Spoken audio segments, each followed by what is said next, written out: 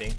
Eunoia has been on a bit of a sabbatical, and they haven't been able to play their matches due to one of their members needing some time to make some accommodations for their lifestyle, be it, I think, in the academic realm or something like that. And we at CEVO have been kind enough to let them do it, but now they have a lot of makeup matches to play. Which is why we're not on DE season today. They're playing an older match, a week 3-2 matchup, I believe. Is that right?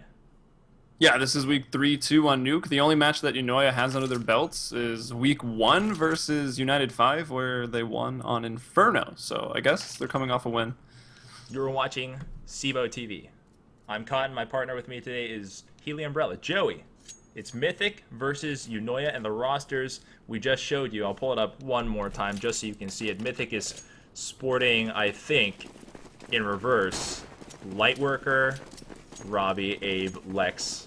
I don't know who Mark is. That's gonna weigh on me a little bit here because the BDS roster, the Black Dragon Society rosters, escapes me at times. But for the Eunoia roster, Miniker, Deborn, Naf Fly of Sapphire Kelowna fame, Irakanji, and Icy. It should be a good one. I think in this one, Joey, you should be looking to see Eunoia or Mediocre Gamers just favor just a little bit more. They have significantly, in my opinion, more relevant invite level experience, and they're just kind of working their way back up. Whereas opposed to BDS, they do have some high level experience, but not to the extent of Eunoia. Nice. Any players to watch from other time? Definitely. Either team. Yeah, I think the one you wanna look for on Mythic is the always traveling vagabond that is Lightworker, the guy that is 0-0L0 whatever. Early shots exchanged, 2 kills, immediate for Deborn. A long wait in the ramp room, the second effective lobby. They reverse back up and come up to the heaven and get a nasty present from Abe. You have a wrap here. It's a mistimed wrap, right? They came back from the ramp hoping to execute at the same time, pinch the site, get everything wrapped up nice and neat before this round ended, but it kind of got sloppy, and they're giving Abe a little bit of a chance here. 2-on-1, not too much of a chance, and Abe is our clutch. Our LMS goes down the vents, checks, doesn't get hit. That's good. We have a drop here. I don't even know who just dropped. I think it was Lightworker, the guy who I said you should be watching out for. Abe will yeah, it looks check like it. the DDs. No, it doesn't even bother to check control. That's pretty ballsy, but I figure if you don't check control and you don't die.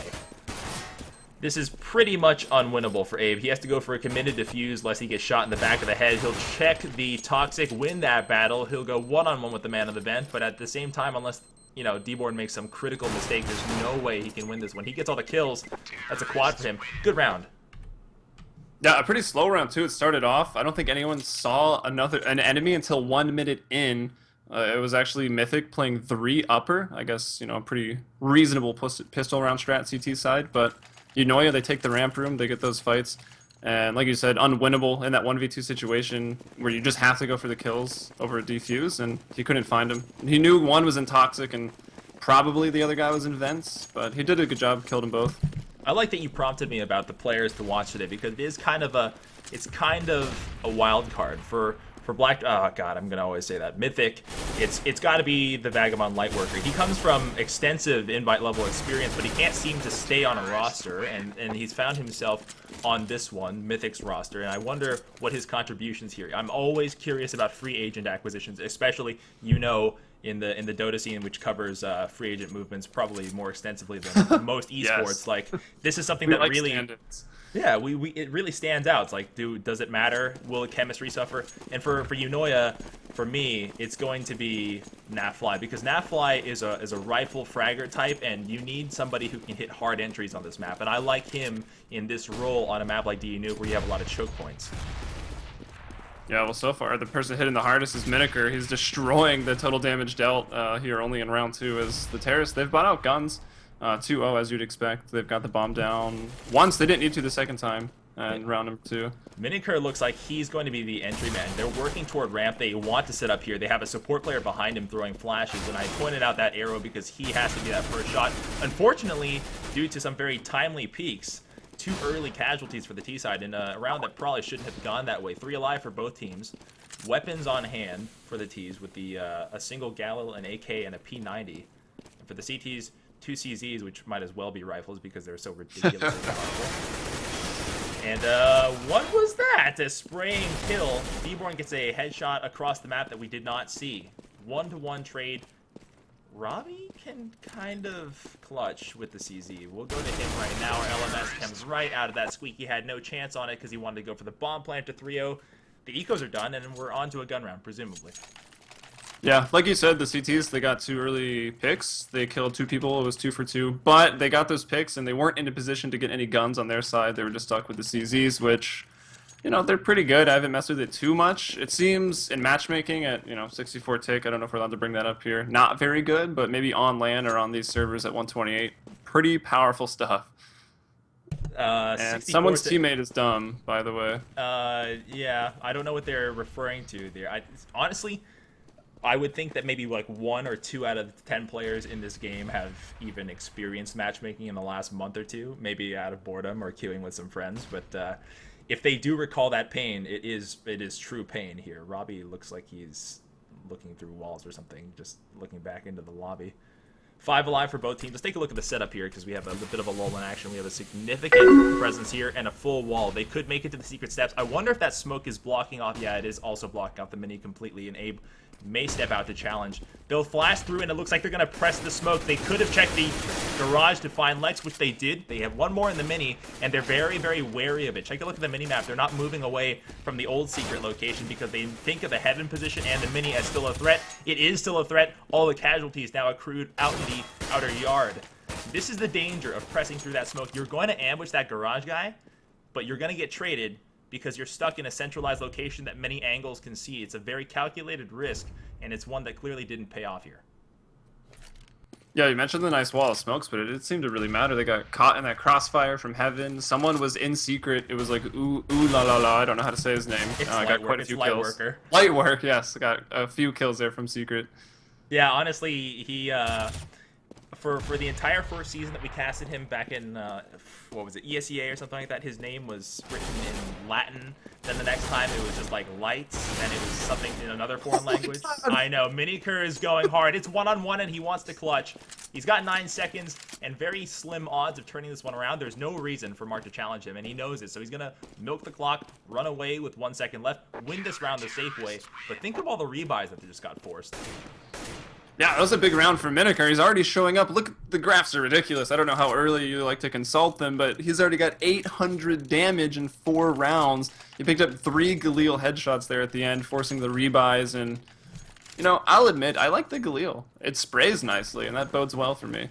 763 total damage dealt in how many rounds? In 4 rounds. That's pretty freaking absurd. 5 alive for both teams. It's a full gun round for both sides. You could argue that this is a Mythic micro-buy sort of round with the FAMAs and not enough utility nades on nuke. That's no laughing matter. That's actually a thing. I apologize. I was casting the other day without the X-ray on. I just turned that back on for you guys. Spray through. Abe had the first kill. Gets traded out by Icy. It looks like it wants to be an upper take, but I think given that the pace and the positioning of all of the Eunoia players, they're not going to go for a fast take. They're going to wait for a second push through, which they get.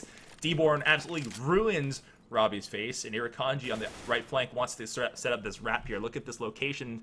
We have multiple prongs here moving towards separate sides. You can see this wrapping toward heaven. If it works out correctly, if they can push that one player out, Mark, that's where they want to go. Their alternative, of course, is to drop to lower, use their options, try to get down there, even if it's not a good idea. And Deborn realizes that we have to actually commit to this because we can't press that guy in heaven. A deep nade for the back silo. The player actually is inside of the vent. Lex here. He's challenging everybody. He'll turn off the X-ray in just a moment to see if he can hit this flick shot. It's very hard to hit that shot, and he does it beautifully. Look at me. I'm Steel. I'm the OBS observer. I was going to bring it up. I really liked his camera work. That was crazy, and the first time I actually timed that correctly, so I'm going to pat myself on the back. 2 left for Mythic.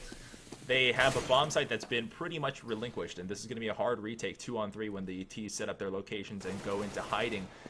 Last one left is Mark, steps out, has 1 kill on Irakanji, gets shot in the side. Nafly has him, and 4-1 Eunoia. This is a pretty good start for the T side. Yeah, seriously. I mean, it does go even at the professional level, a rather CT-sided map, correct? Oh, yeah. I would say you could expect a 9-6 and a 10-5 to be pretty acceptable. Was someone playing far back on ramp, or were they just playing, you know, in hell underneath that ladder and just a little more passive and then setting up that staging area through secret, through vents? Because Eunoia doesn't seem to have any problem taking ramp, and they're pretty decisive once they get there as Icy, nice, he gets to jump onto Red Rock. So clearly this is professional level. Yeah, there is, well, first of all, there's a push into lobby trying to get some advantageous kills, maybe a gun strip here, but Mythic knows, and he was just waiting. He might have a triple if he finds that person waiting in radio, and that last one is Robbie. You asked about how ramp is played at the professional level. The current meta in American ramp play on DE Nuke is pretty simple. It's a double ramp look with one person playing the hell position as a swing player that can get to upper very quickly, and then the person who is actually playing dedicated ramp or deady ramp will just be playing very off, able to go down the ramp should he miss his first shot. Very rarely do you see both players clamp down and try to hold on to that location and not give it up. It'll happen mostly if the person in heaven is actually coincidentally at the door and he instead calls over someone from upper to help do this. And excuse me, sorry, you heard that sound notification there. People messaging me, and I should have turned that off. Flashes in early, and it's an upper take here. Nobody's technically... oh, it's a lower dive. Yeah, lower fake or dive. Look at that. Look at Miniger's that. pushing through ramp though, so it's not, you know, committed, and we've got our Iruk in secret halls. So Kanji.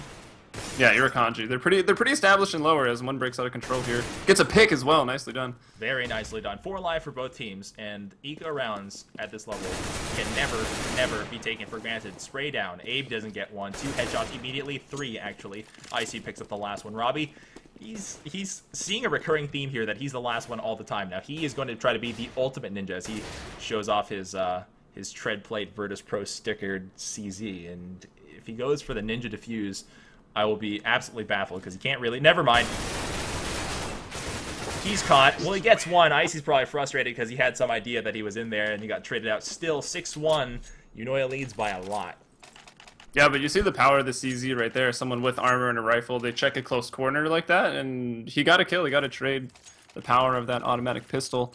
Nicely done, but it looks like it's going to be a full buy round here in round, what is this, number 8? As we've got Lex with that op, so he'll probably be handling that outside. I keep checking these graphs just to show the audience what's going on here. This is absolute individual domination. I'll go to the scoreboard maybe again one time later, but the sheer power of Mythic right now as he's playing on fire is just overwhelming the entire CT side. His stats eclipse the entire CT team average, which it's just kind of baffling, and that should never happen on a map like Nuke. Yeah, speaking of Nuke, I was really looking forward to using, you know, the minimap and everything, but it's very difficult on this map with its multiple layers. As look at the X-ray, everyone is just sitting pretty much on top of each other as That's the right. terrorist squad is pushing upper. Sky Flash, couple flashes interior. This is a modification on the Sky Flash with a couple of floor flashes because the CTs will flick their look down to avoid those flashbangs. It might have been effective. We'll find out at the end of the round. It looks pretty effective now. Lex has to through the smoke. He cannot. Nafly finds him. Look, if you see all these Sky Flashes in these major tournaments like the EMS one, it breaks through the ceiling, and you've conditioned all the pro players to watch those demos. Now they flick down to get rid of those flashes. You see somebody in the hut, and you see somebody in the squeaky throw a flashbang down on the floor, just skipping onto the floor. You get blinded. You get absolutely blinded, and there's no way to flick away from that. That's a clever little trick or a clever little skew on a classic strat. Yeah, and I hate to be critical because I really don't know what I'm talking about too much, but Lex had that op 1v3, and yet he rushes through Mini through a smoke, and he gives up that op. So is that maybe a little questionable, like not saving the guns here? Yeah, I think his thought process is clearly I'm outer. Clearly I have an expensive weapon if I'm playing outer. This is probably like a 55-60% chance that I'm playing with an op. So no, there's no way they're gonna let me. They're gonna even consider the fact that I run through the smoke. And he tried to do the thing that they weren't expecting, but Nafly was just like, I see you, bro. Like, you're right Yeah, there. he was sitting right there, so a little unfortunate for Lex as he does buy up again, but it's just body armor and a rifle, so a little underbought. Nobody in ramp right here. Absolutely nobody. It's a free take, and they'll seize the lobby. Mark backs off with his promise, and he wanted to ambush. He took way too much damage, though he did trade out Deborn. It could be a positional thing that it's just... Even if you give the death, it may not be advantageous considering how much real estate you've just given up to the T's. One thing that we will say, and I'll pull up the map for again, is that there's no vision outer, right? There's nothing here, meaning that if the CTs wanted to gamble and try to clamp down on the ramp players, which they're not, they're being very cautious, they think somebody's lurking, they would have a huge advantage. But given the fact that Eunoia's conditioned them to being so scared, they're playing upper. Nobody's rotated down yet, and that's a huge advantage for Eunoia. They're just playing with pure intimidation at this point. Here comes the drop into the vent. Robbie checks the back. Still, they're still looking for the flank that's not coming, and that's a big advantage for a team that's playing down. A kill through flashbang. Urakanji's pretty pleased with himself as he banged through that vent. Another kill from his teammates plural. We'll wrap this one up. This one was all mind games. You know, 5-4 as a CT, you got to feel great, but nobody rotated for fear of the lurker. Yeah, that's a really good point. You said clamping down on ramp. You generally need to be decisive once you get your terrorist squad in that ramp room. Otherwise, you're going to get flanked. They're going to already set up another staging area down there and lower. And yeah, they're just so scared to do anything right now. They're behind 7 rounds on a, what we can say, CT-sided map. So we'll see. Maybe if Mythic can grab a couple. If they grab this round, which is big and it's a save, so it's probably not going to happen. So we'll say the next round, then they can get some momentum back and kind of salvage the first half here. Maybe make it 9-6 or something closer to that. Perhaps. Robbie checks the hut. Maybe he wanted to get an early CZ hit here. Mythic sees 2 pushing, has 2 kills here. They open up the ramp, but it doesn't look like they want to capitalize. They look like they're pretty content to stay in the lobby and use that border. They're going to turn it around and take it into an upper bomb site take. And I think Mythic, Lex actually knows somebody's up on the, what do you guys call it? Marshmallow, Big Rock, whatever. Easy kill for him, but he has to know that there's one more person up there. Now he has to clutch, and it's 1-on-3. He is our last man standing. No bomb plans, but it may not be necessary. Sprays down to the silo. Misses a perfect opportunity. Gets ear hole right in the side. Nice, and it's a 3K for Mythic once again. And I mean, I don't really know either of these teams, but I think from now on I'm calling Eunoia Mythic +4.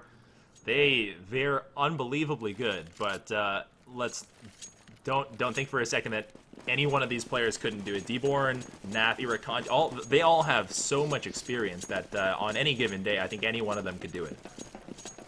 We'll see. We'll see if Mythic is going to be a 1/2 player like myself, if he can step up on CT, which we might not have a lot of rounds on CT. No. This is that key round for Mythic here. They start off with the first kill. Oh, a flash in. They dropped the bomb back in the lobby. I'm free looking back to the lobby right now. We got to go back. The bomb got dropped. Nobody pushed through. The T's aren't coming back. This is odd. All right, we'll go back to the action. They don't seem to care. They're going kill hunting, which is the wrong move here with only 2 players left, Nafly and Icy, after pushing the, after having been pushed, I should say, in the lobby. They've lost all their teammates. They've lost access to the bomb. It's a 2-on-3. They go back for the bomb, find Abe waiting there, who made the big play, and he has a triple on the round. 2 rounds for Mythic. That feels better. That was the key round, I think. Yeah, I'll tell you what. Now you're in an even more perilous situation. I don't know if you can be in a more perilous situation, but you've lost your losing round bonus. You've given up 9.5. Like, nothing good comes of that. Something good comes if you start stringing some wins together now. Yeah, otherwise it kind of hurts. We'll see. They got an auto sniper up on Robbie, so he's gonna get some picks. I don't know quite where he's going. I'm not very good at controlling this camera quite yet in CS:GO. Oh, Mythic. Oh, he dies first with the auto sniper. Mythic gets the headshot. He made just that sliver shot. The funny part is that Mythic had been surprised. He was looking through a tiny sliver, could barely see anything. Robbie had the first shot on him, and he just tapped, hoping that he was at head level, and he got a headshot out of it. I think he might sigh out of relief there, because I'm not even sure he could attribute that all to skill. Now, that's a smoke for the Squeaky. I'm a little bit surprised they don't use it for the hut, which is the more traveled, the more traveled avenue here. Mythic is going to throw a rebounding smoke. This smoke will land right here. Actually, I'm going to show you Mythic's smoke right now. He's not going to throw it. Just waiting for him to do it. It will land right there on this square that I'm showing you. And it'll block all the vision from the players in the rafter while allowing them to escape the hut safely. Abe steps through, ambushes Deborn, who had the bomb. He makes a big play here that may turn around the complexion of the round. 1-on-1. Abe steps through. He's been amazing in this hunt. He's really been amazing in this hunt. He's pushed a couple times. He's had the right timing every single time, and he's walked away with back-to-back triples in 2 rounds. Urakanji stepped through with one of the rafters. Got ambushed, got surprised. Mark gets him. 9-3. Mythic is stringing together some rounds, but again, I gotta ask you, too little, too late, probably, right? I don't know, man. I was saying it was the key round for them to win if they keep stringing these together. You mentioned if you win after losing so much, you get your losing bonus taken away, and then it gets hard to keep buying. But We'll see. Abe made up for it. It was 3v5 in favor of the terrorists, and then Abe gets the triple kill at Hut, and then Mark seals the deal, and they take that round win. So here we go, heading into round number 13. Miniker's going to be heading into ramp. Well, he'll meet Robbie. Robbie, once again, with an auto sniper, trying to have some better luck this time.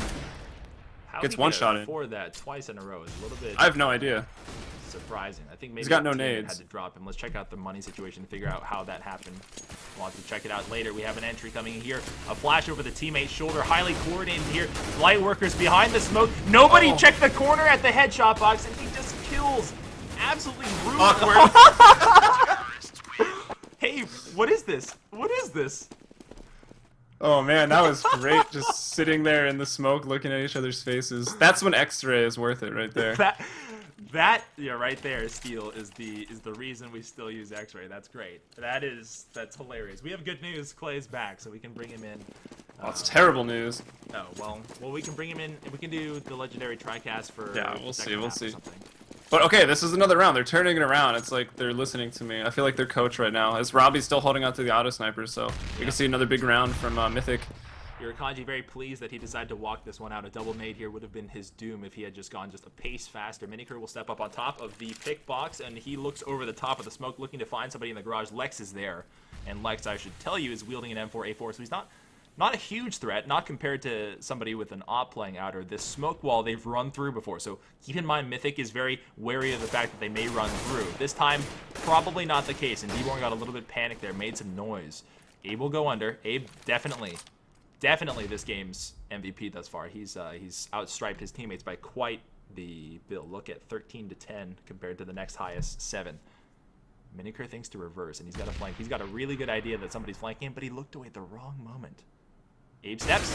First shot's good. D-Born goes down. He'll have to retreat because he could get spammed quite easily. 4 alive for the T's. They'll smoke the site, not come out. Here's the flank. Lex has one. Napfly turns and retrieves a kill to make it still salvageable. 45 seconds remaining in the round.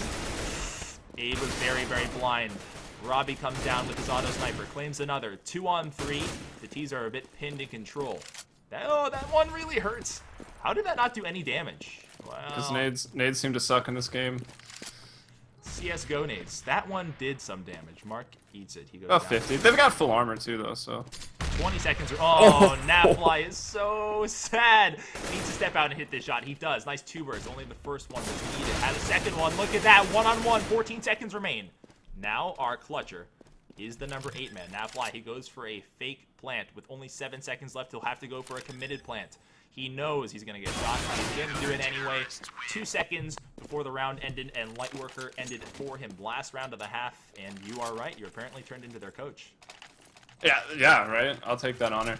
That's unfortunate for Napfly. I don't know if your camera caught it, or I don't know if auto director even syncs, or if you use it. No, but we you got saw it. a couple really big picks that game, and then maybe he just wasn't watching the time near the end, because fake planning with 7 seconds seems kind of like an auto loss, as they did lose that round. So Mythic CS, they've got, what, 4 rounds in a row right now, so they've got some momentum, and dare I say, they are running with it. I think his dilemma that he ran into, of course, was for 7 seconds, I can't run after somebody in the vent because there are too many ways for them to exit. So the odds are so poorly against me that I have to just go for this stupid plant. Large, squatting, spray down. Mark has 3, ends the round. 9-6 is your half score. You're watching CEVO TV. I'm Cotton, and with me tonight is Healy Umbrella. Joey, follow him at Healy Umbrella on Twitter and learn some things about Dota. He's quite good at that. I'm going to bring in someone else, a special guest. And CS, apparently, as I called the half score 9-6, right? Yeah, actually. That's pretty impressive. Welcome, Mr. Klops. Hello. So, tell me good news about your internet connection. It should be fixed. I don't know until I actually, get some time on the computer. Have you been watching the stream? I have been checking it out a little bit. I'm surprised to see that Eunoia is actually dominating the T side here. So, are you surprised that I'm like Steel right now and just like destroying the camera? I'm like, it's so cool. I wanna tell everybody about that. 9-6 is the score, but it's inverted. It's the score line you didn't expect to see. A full-on pain train. Mythic comes into the held position, thinking that they could surprise the CT side, and nobody took the bait. Kanji made them pay for it. Miniker with the bomb drop, and he doesn't get the kill. He sacrificed so much health to come dive Mark that he thought he'd get some stylish kill. Unfortunately, Nafly is the one who wraps it up for them. 10-6 on the pistol round. The pain train, Clay, like, why? There's no reason. Have we lost him? Joey, you want to take that one? I'm still here. It looks like Miniker is definitely a two-hair. He got some really nice frags. But it's Eunoia. Still getting the round. Can I point out how ironic it is that I asked him the first question is how's his ISP, and he's like, oh, it's good. It's great. I'm totally here. I'm not going to disconnect. I just have the same disconnect issue that I've been having for days. So I am ecstatic right now. I'm sure you can imagine. Yeah. We'll set up our outer take. Look at that. We have people pushing outer. They all have sidearms. So I'm not really sure what they're trying to do. This is poorly contrived, and even at the pro level, like trying to hit long distance shots, Glocks to M4A1s, it's never gonna work. And there's nothing that can convince me otherwise. That was the wrong strat call. Yeah, I caught up quite a bit of ESL, and they were saying like Titan was kind of that team that invented the really big creative eco round strats, but maybe struggled in the current metagame, if we use that term here. How are these teams doing, or what's the CEVO-Pro season like in terms of good eco rounds? You'll see on Nuke at CEVO-P level, if you want to reference some of the top name teams in North America, such as Exertus, Complexity, iBuyPower, you'll see a lot of speed takes and long distance deagle shots outer, but they'll go to secret and try to run in instead of getting mode, which Mythic is what they're currently doing now. And then otherwise, you'll see more vanilla things like lean against the wall in radio room and try to get someone to push through, or wait in the lobby in an unconventional angle and try to get another push through. Mythic is content to throw away their eco rounds here, and I have to say I'm a little bit disappointed. It just seems like defeatism. Yeah, it doesn't look like they're really trying for these eco rounds, is the point I was graciously making, I think. But they're up to guns now, yes? Yeah, they've got a FAMAS. They've got two FAMASes actually in. Looks like one of the silenced Colts. That's the M4A1, right?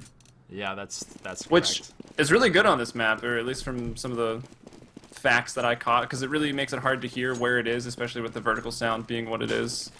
So it can be hard to spot Miniker, and he's already fragging so hard. I find it hilarious that our resident Dota expert knows our pain when it comes to vertical sound in CSGO, because it's so bad.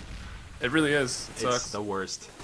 I just pulled up the graph for the audience just to show them the score line of Miniker, who we're not even done with this game. He's 25-10 in a CEVO-P match. He's got to be feeling pretty ridiculously good about himself. We have an upper take that's stemming from the mini door, and Miniker thinking that they've come through the hut, find that he is pretty much ineffective unless he runs through the smoke. He gets the last one. Deborn was up top with the FAMAS spamming down. 13-6. Eunoia has everything on lockdown, and Mythic looks a little bit lost.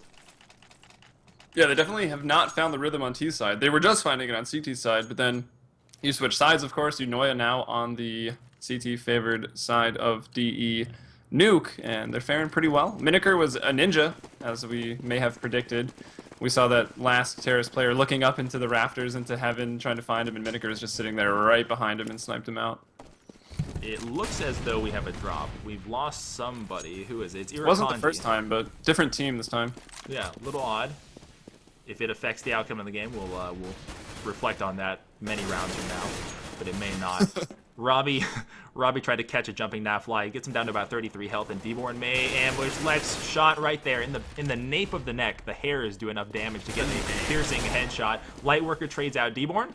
4 versus 3. They've almost seized the site, but crossing those double doors is just such a burdensome task. It's very difficult to get into that site, and it seems like self-fulfilling prophecy that I called it and everyone just got mowed bad. So Robbie's the last. Number 3 is stalking upper. He's supposed to be the designated flank, obviously. Oh, we saw him. No, don't do it. It's too obvious. He could have clutched. Now he's down to 12 health, and he has not too many options but to say, oh, this guy's at 21. He couldn't land an easy 2-burst. Now he's in serious trouble. Or not. Or not. Well, apparently I don't know anything about Counter-Strike. Just ignore me. 45 seconds. Look at the other guy, though. Oh, no. Well, 33 HP to 12. I mean, it's not a big difference, so pretty much whoever lands that first shot wins. Although Robbie did just do 1 damage to that CT before landing those second set of shots. 33 seconds remain. He could try to claim the bomb. Let's take a look at where the CT is. He's not even playing close because he thinks he's going to try to fake upper, come back up, get creative. Robbie is psyching himself out down here, being like, where is he? What's going on? I don't... Both players are spooked right now, which is pretty funny to watch. He drops, flashes, goes for the plant. Now see how Nafly responds. That's a fake plant noise. He drops down onto the vent and thinks to drop down. He knew it was a fake. Now it's down to Cripple versus Cripple. 12 health versus 6 health. Robbie slaps his forehead. He says, I had that clutch. If I could have just not shot him in his elbow and shot him in his chest, that would have been a round win. Mythic loses it. 14-6 is our total score. Yeah, I mean, that was like a repeat of a couple rounds ago where we saw, you know, fake planting with 7 seconds, but that was really, really nice. I'm assuming you had the XR on, so we saw the CT did not take the bait to go down the ladder, but then he took it the second time. It was another fake plant, which was obviously all in at that point, and I don't know. It was a win in my heart because he almost killed him. We're talking about emotional wins now. That was an emotional win. Yeah, we're getting there already on my first CS cast ever.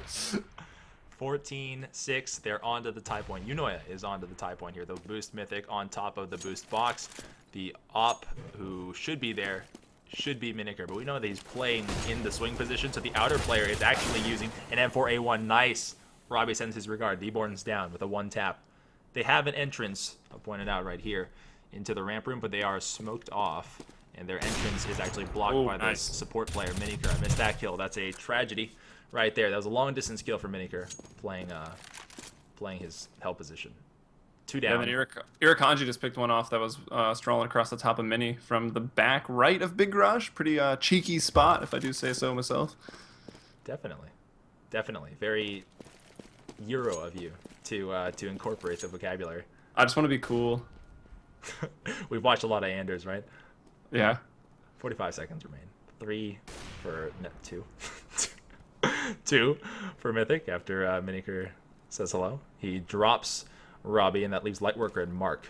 They come through the mini, and Icy's spotted them. He calls over his teammates, and this one surely cannot be won. Icy wraps it up with an M4A4 headshot. 15-6. We're on to the game point. Let's go, Mythic. You got this tie. I believe Robbie's going to get another first-round pick here with his Glock. All right, now he gets an AK. And head armor with a decoy. What... Are decoys useful, like, at all, or like masking a rush to one site? I really don't see them much past pistol rounds. Yeah, decoys are used in the ecos. CEVO-P, and it's more likely these days to see them in traditional spam spots. So, like, if you have a team that's likely to be pushing and they want to get a hint about where you're going, on Inferno you throw one down in alt mid, and you have a decoy shooting an AK as if it's spamming someplace. Somebody comes out of the apartments to spam that decoy, and you get them pushing out. That's an easy round win. You see, you've seen Semphis do that a couple times for Complexity. You see a couple of other pro teams do it. We have a far flank here. Lex is coming up the vent, and if he just went up the vent to chase upper, 3 in the ramp room, and this one spells doom certainly for Abe if he just presses through. I don't know if anyone knows his location. He's pressed through the yellow. He's fighting still, and Irakanji somehow managed to not even get the kill. He's completely blind, by the way. And I'm sticking with him just to show you how ridiculous this firefight is. The last one left is Lex, steps through, has one, brings it to a one-on-one. This game could be salvaged, but it's a long, long and arduous climb. Does Lex even have the mental fortitude to see it through, or will he throw this one away? Looks like he wants to go through this, but Icy doesn't let him. 16-6, game is over. We got another one coming up after this.